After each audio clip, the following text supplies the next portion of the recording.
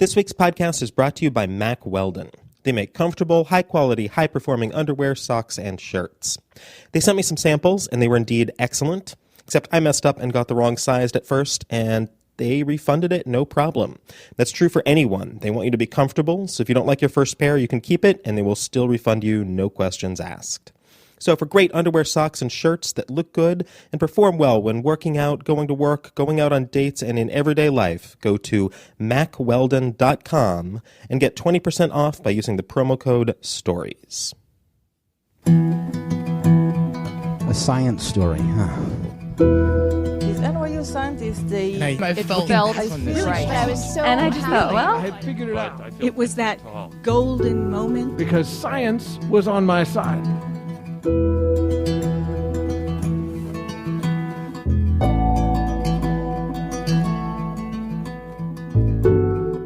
Hi everyone, I'm Ben Lilly, and welcome to the Story Collider, where we bring you true personal stories about science.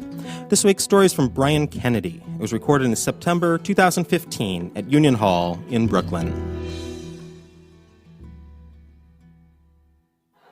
So when I told my parents that I wanted to major in theater, I watched as the blood immediately drained from their faces.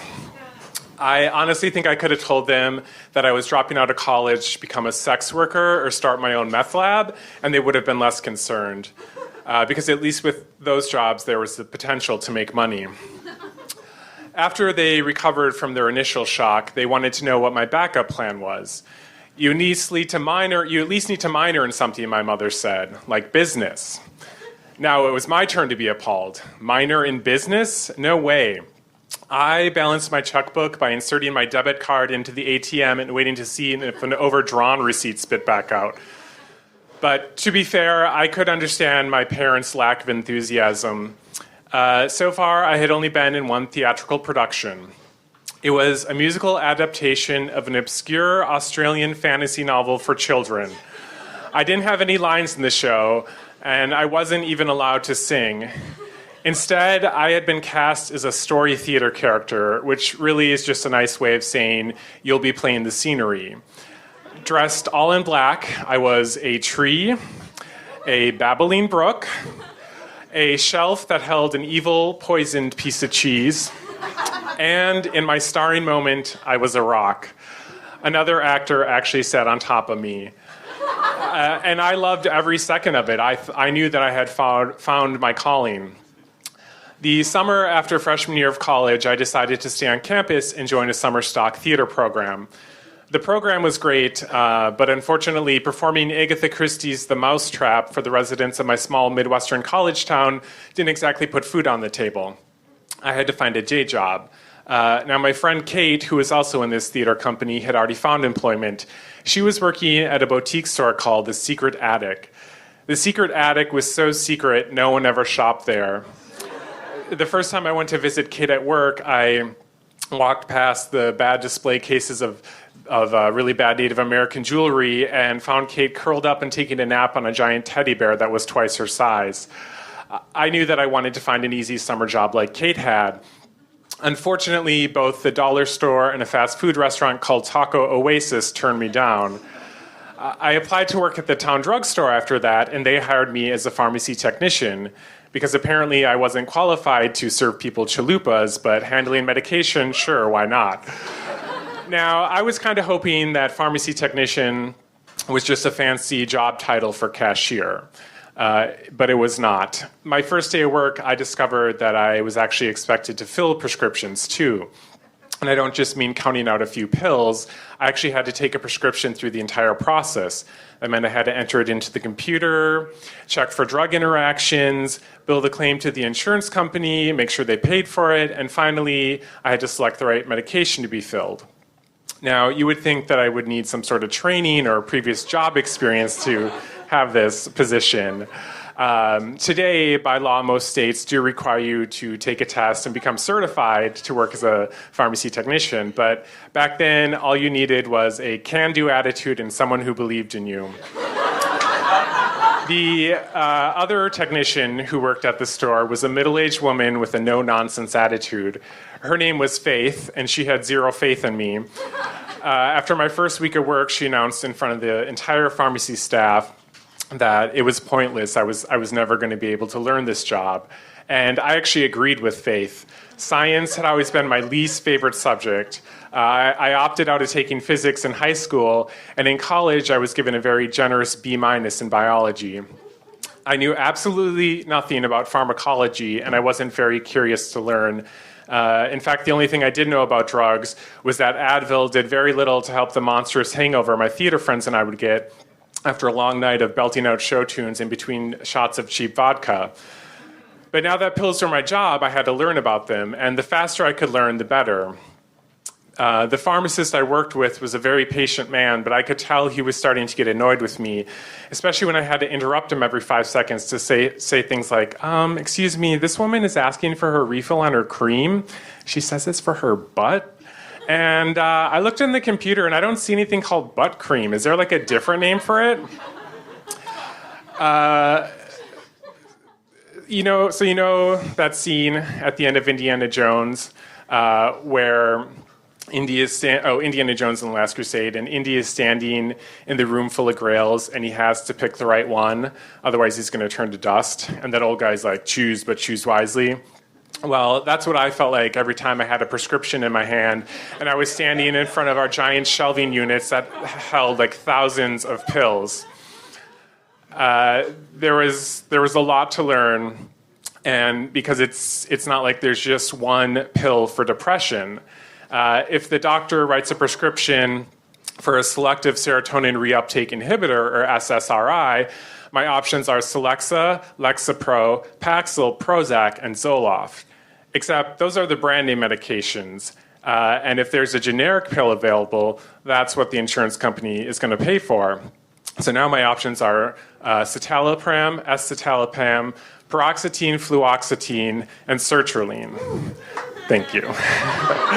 And if the doctor writes for fluoxetine, I better make sure that I have the correct formulation and strength. Do they want capsules, tablets, or the oral solution? Delayed or immediate release? 10 milligram, 20 milligram, 40 milligram, 60 milligram.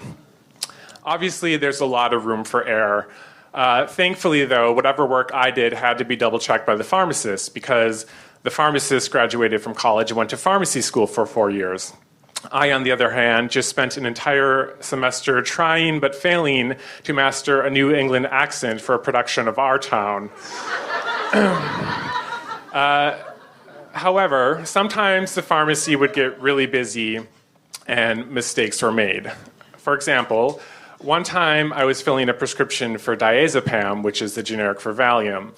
Now, Valium is a controlled substance, and controlled substances are drugs that make you feel good. Drugs that make you feel good are often habit-forming and abused. And for this particular prescription, the patient was indeed abusing his medication. The doctor wanted to wean him off the pills, so he wrote a prescription for the 1 milligram tablets. Except diazepam doesn't come in 1 milligram tablets. When I entered the prescription into the computer, what I should have done is selected the 2 milligram tablets and instructed the patient to break the tablet in half.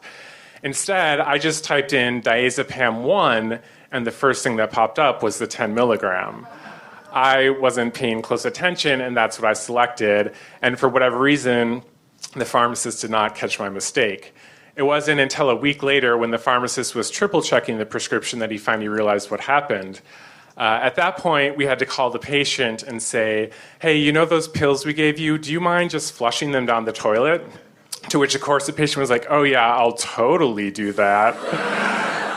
And then the pharmacist, who was obviously not happy with me, had to call the doctor and explain to him that we had given his Valium-addicted patient a medication that was 10 times the strength of what he prescribed for. Needless to say, there was a number of times where I thought I was going to be fired from that job. And by some small miracle, I never was.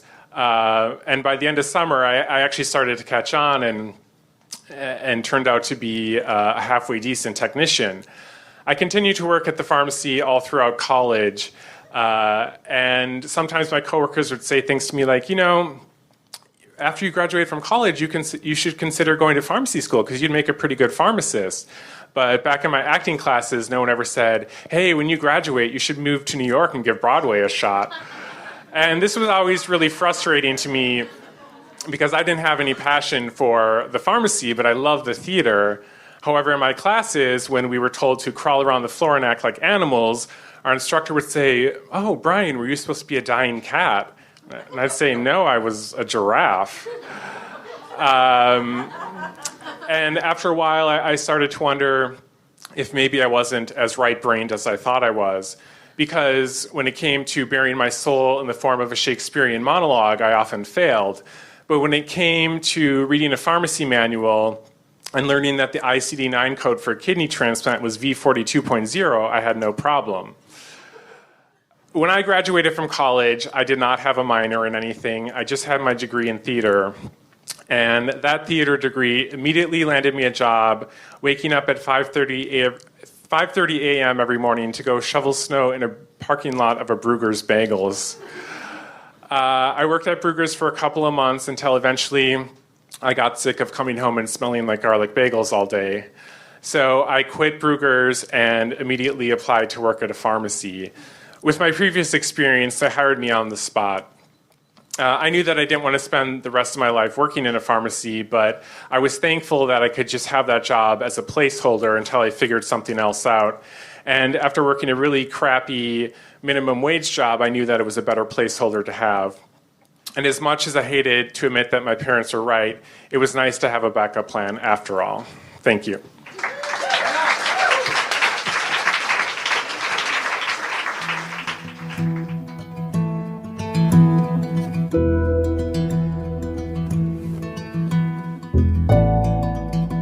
That was Brian Kennedy.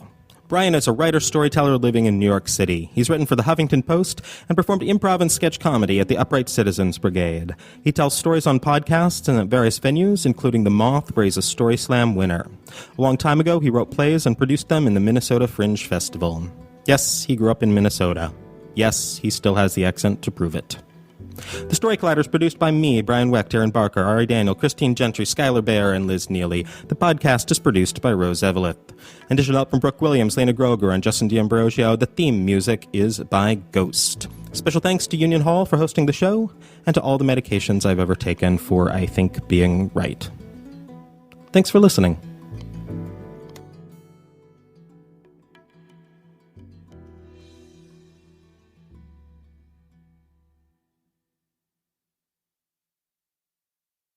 When we made our McDonald's Spicy Chicken McNuggets, you were praise hands emoji. Then we ran out, and you were streaming tears emoji. Now they're back, so you can be grinning face with sweat emoji. Order ahead on the McDonald's app. And get Money Mouth Face emoji with 2 orders of crispy, irresistible 10-piece McNuggets, spicy or classic, for just $6. Limited time only. Prices and participation may vary. Cannot be combined with any other offer. Single item at regular price. Ba-da-ba-ba-ba.